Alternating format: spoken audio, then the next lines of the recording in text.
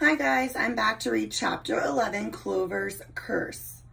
Clover raced back, past nearly and getting closer, past the tree at the crossroads, along the path to the agency.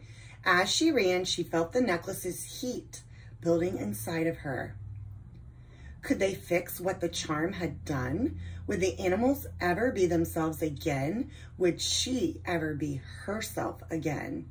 Please, please, let Oliver be there, she whispered. He wasn't in the front room or the small animals' room or the stables. Clover raced upstairs into his room. He wasn't there either. Neither was his egg-shaped pillow or his egg-patterned blanket. The desk was cleared of books and papers and the wand rack. Even the paperweight was gone. Oliver had left and taken everything with him. She was too late. But if Oliver had taken everything, that meant his suitcase would be heavy. And his wands weren't working, so he couldn't use magic. Maybe she could catch up to him. He couldn't have gotten far. That's when she heard the barking. Picnic was barking at something. It couldn't be a customer. She'd locked the front door behind her because of the quarantine. And it wasn't coming from the front room anyway. It was coming from the stables. There were a million reasons Picnic might be barking, but somehow Clover's heart knew exactly why. She raced down the stairs. Oliver was sitting in the hay at the very back of the stables with his suitcase beside him and his head in his hands. Picnic barked again when he saw Clover, then turned back to Oliver and began to lick his face. All at once, Clover felt a cool wash of relief. "You're still here."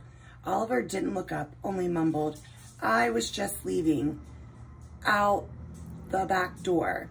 "Oh no, please don't," said Clover. "That's not what you said before." I know, stammered Clover. I was upset and well, I wasn't myself. She pointed to the necklace, no longer hidden under her dress. The charm was still glowing madly. "Look, Oliver." He didn't look up. He just mumbled, "I should go. I know I should. I might be a magical animal expert, but when it comes to actually working with magical animals, I'm an amateur." Amateur is synonym for someone who's just beginning. So if you're just learning something, you're considered an amateur. "That's why I convinced Mr. Jams to let me stay here, so I could gain some practical experience. My brother had no problem working with animals. He, as my parents so often say, is a natural. Like you, but not me." Clover couldn't believe it. "So you aren't here to take over my job when summer ends?" she stammered. "Take over? I can't even feed a unicorn." Oliver slumped even lower. There was a long silence. Picnic whimpered and nudged Oliver's leg with his nose. Oliver didn't move. Clover shook her head. Oliver was jealous of her. She had no idea. All this time she had been jealous of him. "You're wrong," said Clover softly. "Plum loves your cinnamon raisin oatmeal." Oliver looked at her and smiled. His face was red and wet. "Really?" "Yes," Clover cleared her throat. "But Plum isn't Plum anymore. None of the animals are themselves, and I'm not me either. Listen, I went to Dr. Nurch's. I touched some animals, and I made them sick. Or at least this thing did." She held out the glowing charm. Oliver's eyes went wide. "What is that?" I don't know." "Well, where did it come from?" "Remember when you and Mr. Jams found me in your room? It was at the bottom of your box that your brother sent you, and I took it." "You took my relic?" said Oliver. "It was hidden at the bottom. I didn't think it was important. I thought it had been dropped in the box by accident." Clover paused. She took a deep breath. "Still, I did take it, and I'm really sorry." "Sorry?" Oliver peered at it more closely. "It's simply fascinating." "But Oliver, it won't come off." "Oh," said Oliver, his brow creasing. I think the clasp has sealed shut, and it's the reason the animals are all sick. What is it? Where is it from? What has it done? There must be a book somewhere that could tell us. I'm sure there is, Oliver said. He pushed his glasses up his nose. Now, that I can take care of. So here's the picture of Clover and Oliver in the barn, right there in the stall. And look, you can see Picnic there, Olive Picnic. And you see Clover holding the necklace and the charm in her hand, and you see how bright it's shining.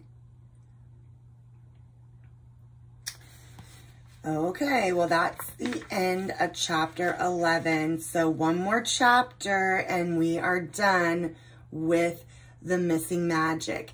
And before I go, I wanted to tell you, with my small group today, we were talking, and when I started reading to see how many chapters were in this book and how much we had left, I found that in the end, there was chapter 1, Mona the Mouse, which is like the introduction, like a preview to the next book, The Heartwood Hotel.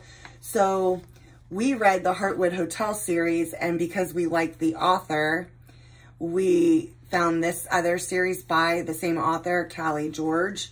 Well, I guess we should have read the Magical Animal Adoption Agency series first, because at the end of book 3, it gives you the preview of the Heartwood Hotel.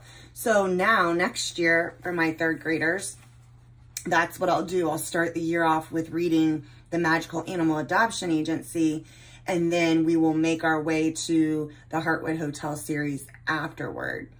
So something I learned this year is that, because it's a brand new series to me, and I had never read it before, now I know that this series, the Magical Animal Adoption Agency, comes first, and then, of course, the Heartwood Hotel series comes next. Your assignment for this read aloud is going to be posted. You are going to be writing a letter to Dr. Nurch about asking her to come to help one of the animals at the agency. The animal that you created in chapter 10 now is going to be sick. You're going to pretend like that animal was under quarantine. So in chapter 11, after you listen to chapter 11, your reading response is going to be writing Dr. Nurch and asking her for help for your sick magical animal that you had created. So all of the directions will be posted in Canvas under assignments, and a link to the page will also be on that assignment page, giving you directions on exactly what you need to do, as well as my example. So just make sure that you look at my example after you listen to the video. And if you have any questions, just let me know. So I'm excited because the next time we meet, we're going to be reading the last chapter of this book. It just seems like it flew by so fast. So until I see you again, from my heart to your heart, I love you very much. I miss you very much. And I can't wait to see you guys. Bye.